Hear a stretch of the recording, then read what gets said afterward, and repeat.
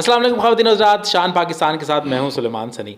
आज जो शख्सियत हमारे साथ मौजूद हैं, मैं उनका बहुत बड़ा फ़ैन हूं। इनके ड्रामास देख के हमने एक्टिंग का आगाज़ किया, अदाकारी सीखी और ये रियल फ़नकार हैं। जिन ऐसे फ़नकार अब पाकिस्तान में आपको नज़र नहीं आते, लेकिन मलिक साहब, अरशद मलिक साहब हमारे साथ मौजूद हैं। आज इनसे हम बहुत सारी बातें करेंगे और इनकी ज़ुबानी सुनते हैं कि फ़न का ये सिलसिला कब शुरू हुआ। अस्सलाम वालेकुम मलिक साहब। वालेकुम अस्सलाम। मलिक साहब, बहुत शुक्रिया, आपने वक्त निकाला। आपकी मेहरबानी है, आपने हमें याद किया। आप हमें हर वक्त याद रहते हैं, हम आपको भूले नहीं। Thank you. अच्छा मलिक साहब, अदाकारी तो पता है कि एक सन होगा, लेकिन मैं वो पूछना चाहता हूँ कि इंस्पिरेशन क्या थी, क्या ऐसा सोचा कि आपको अदाकार बनना चाहिए?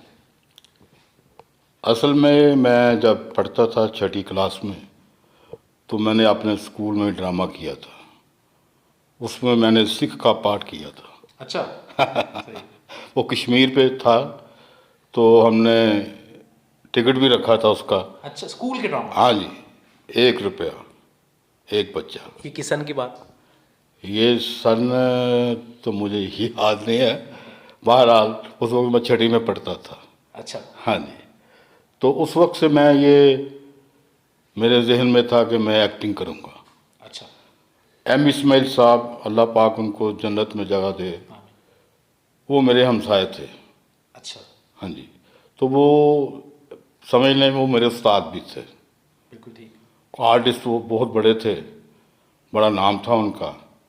तो 69 में मैंने जब मैट्रिक का इम्तहान दिया, तो उसके बाद मैं शान स्टूडियो में आरिफ मलिक साहब कैमरामैन थे, ठीक। उनका शागिर्द हो गया। अच्छा, कैमरा फील्ड में? जी, उस वक्त मेरे साथ वो था तुफैल, जो बाद में मुझे पता चला कि इसका नाम हुसनैन है। अच्छा। वो डायरेक्टर बन गया। डायरेक्टर हसनैन साहब। जी जी। तो सन 70 में मैंने पहला खेल आर्ट्स काउंसिल में किया, चौकीदार के नाम से। अच्छा। जी, उसमें मैंने चौधरी का पाठ किया। तो यहाँ पे मसूद अख्तर साहब, कबीर साहब, तारिक अजीज़ साहब, काफ़ी बड़े बड़े लोग थे जो वो रोज़ ड्रामा देखते थे।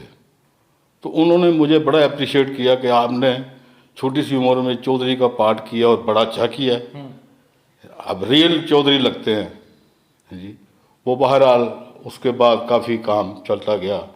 मुनीर राज साहब का किया, डार साहब का ड्रामा किया, मसूद साहब की डायरेक्शन में काम किया, मुनीर राज साहब की डायरेक्शन में काम किया। काफ़ी डायरेक्टर जो थे, सीएम मुनीर साहब थे। अच्छा, माशाल्लाह। हाँ जी, तो उनके साथ काम किया। तो ये उन लोगों की मोहब्बत थी, वो मुझसे बड़ा प्यार करते थे, काम के हवाले से भी और वैसे भी। ये तो आपका, लेकिन घर में जो जैसे हम जब बात करते हैं कि मैं अदाकार बनूंगा, तो सबसे पहले अब्बा जी कहते ओए कोई काम कर। तो ऐसा कोई घर में वाकया पेश है कि घर में रुकावट डाली? नहीं नहीं, बिल्कुल कोई रुकावट नहीं थी। अच्छा। किसी ने मुझे नहीं रोका, मैं काम करता गया। वो करे ठीक है, चलो कर रहे करे, क्या है, सही। कोई ऐसी बात नहीं थी। अच्छा, तो पहला ड्रामा जो आपने 70s में?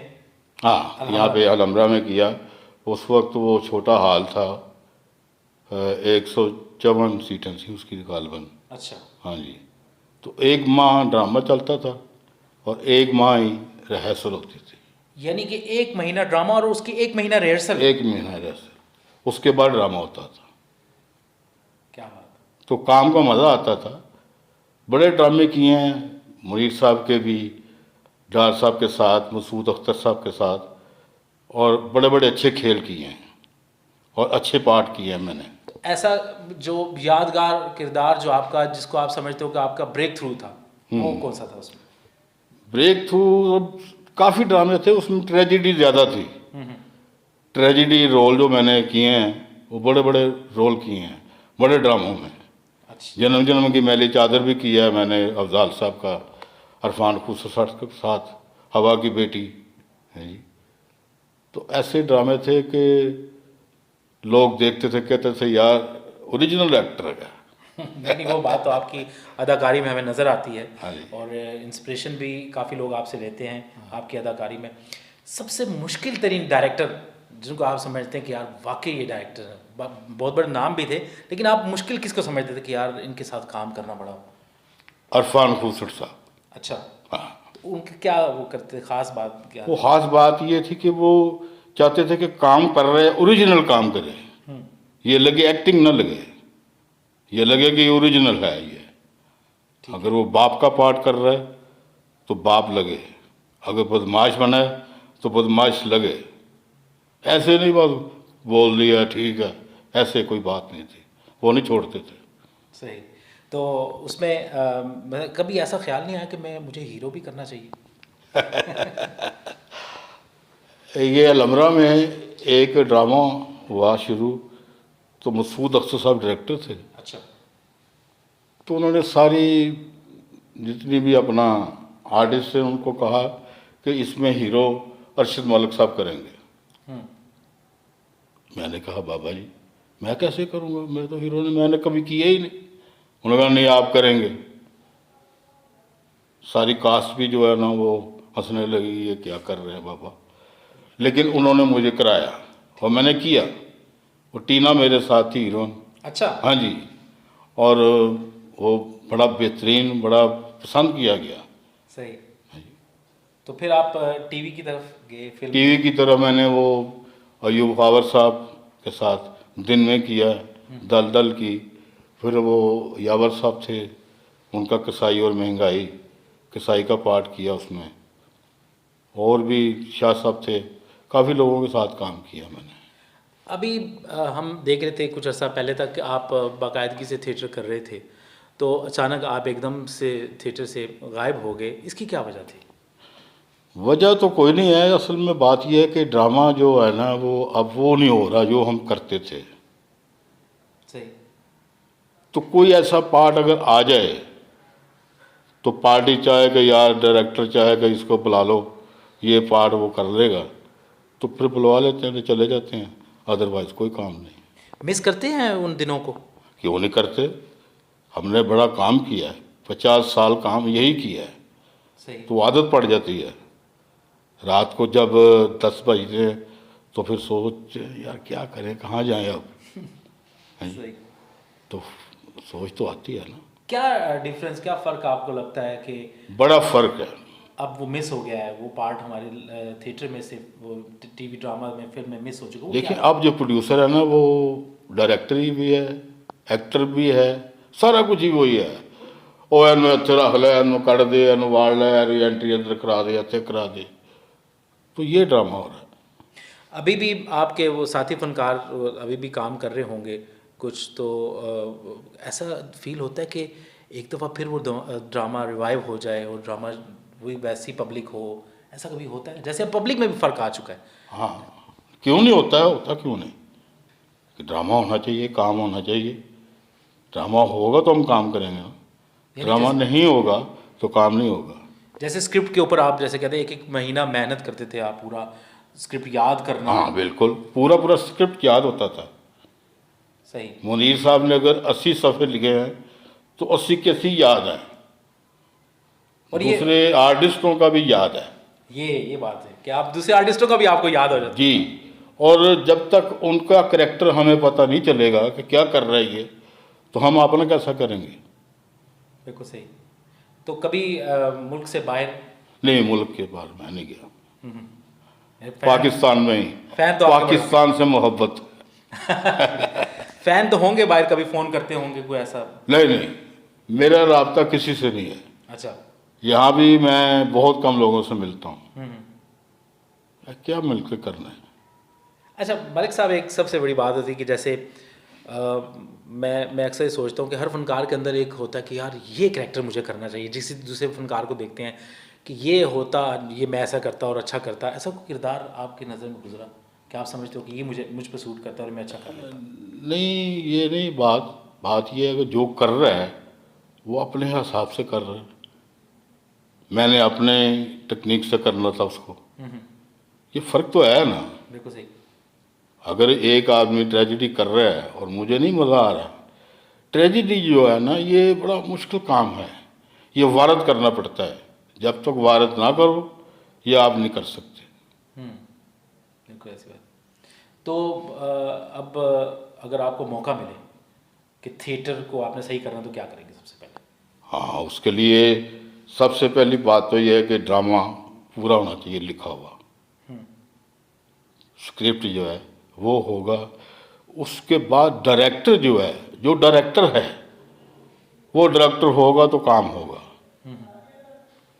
दुख होता है इस चीज़ का आपको? क्यों नहीं होता कि काम करने वाले लोग बाहर बैठे हुए हैं और जिनका काम नहीं वो काम कर रहे हैं। सही।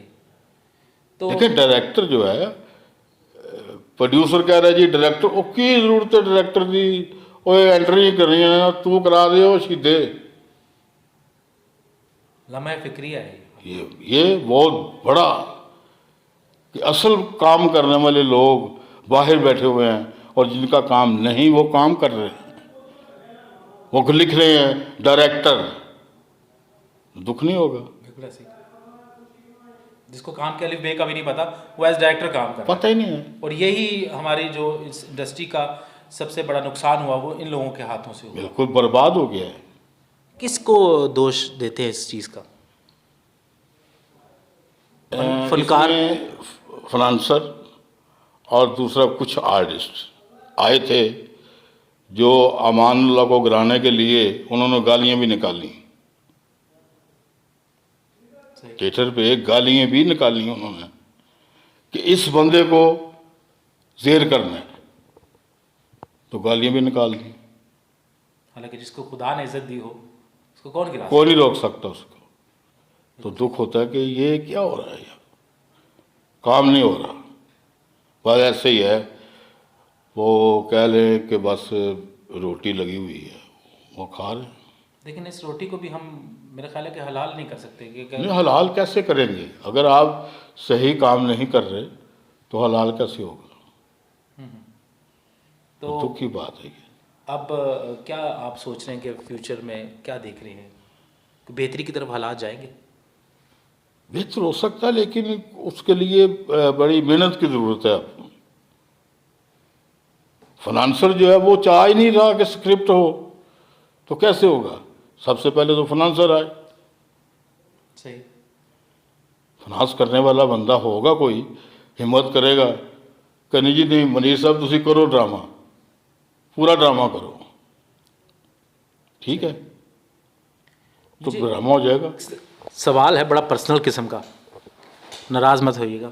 नहीं कोई ऐसा वो ये कि जैसे आपने बताया कि आपने किरदार किया हीरो का और आपके साथ टीना परफॉर्म उन्होंने किया, तो कभी ऐसा परफॉर्मेंस के दौरान ख्याल आया कि रियल में भी कोई ऐसी हीरोइन होनी चाहिए साथ, या कभी किसी से इश्क किया हो?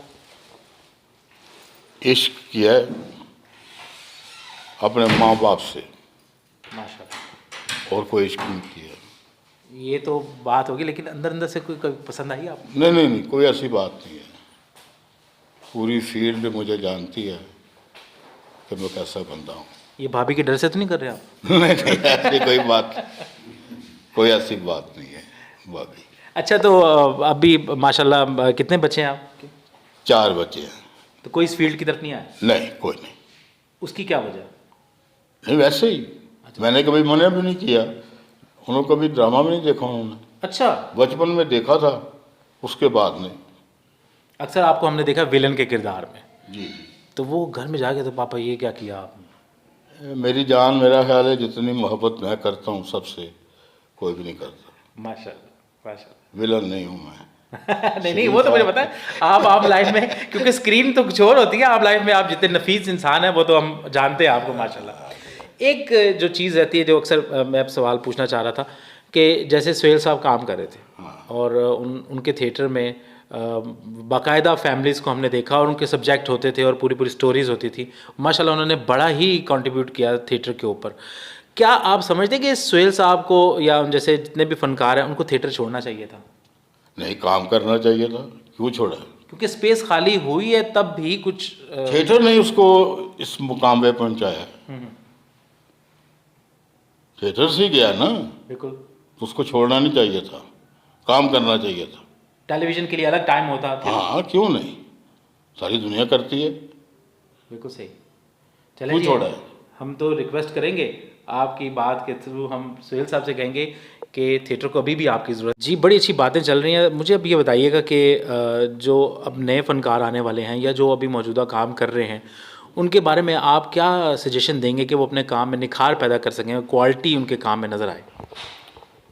असल में बात यह है कि जब तक वो स्क्रिप्ट पे काम नहीं करेंगे, ड्रामा अच्छा नहीं हो सकता। फाइनेंसर को चाहिए कि वो सबसे पहले स्क्रिप्ट ले, फिर डायरेक्टर जो है उसको दे, वो देखे कि कौन कौन सा करेक्टर किस बंदे ने करना है। जो इसका असल तरीकाकार है वो ये है, फिर एक्टिंग होगी। बहुत शुक्रिया मलिक साहब, आपने बड़ी अच्छी सजेशंस दी और बड़ी अच्छी बातें आपके साथ हुई जो हम याद रखेंगे और यकीनन जो देखने वाले हैं, जो एक्टर बनना चाहते हैं, जो इस फील्ड में आना चाहते हैं, उनके लिए बड़ी सुनहरी बातें होंगी। ख़वातीन और हज़रात, ये लम्हा फ़िक्रिया है। कोई चीज़ अपना असल तब खोती है जब उसके रूल्स एंड रेगुलेशन में कमी हो जाती है। तो हमें चाहिए कि अगर हमने अपने कल्चर को, अपनी फ़ील्ड को, अपनी शोबिज़ को ज़िंदा रखना है, अपनी अक़दार को ज़िंदा रखना है, तो हमें बाकायदा क़वानीन के साथ चलना। आपका बहुत शुक्रिया, आपने अपना कीमती वक्त हमें दिया। Thank you. मौजूद ख़वातीन और हज़रात, अगले प्रोग्राम तक के लिए इजाज़त दीजिए। अल्लाह हाफ़िज़।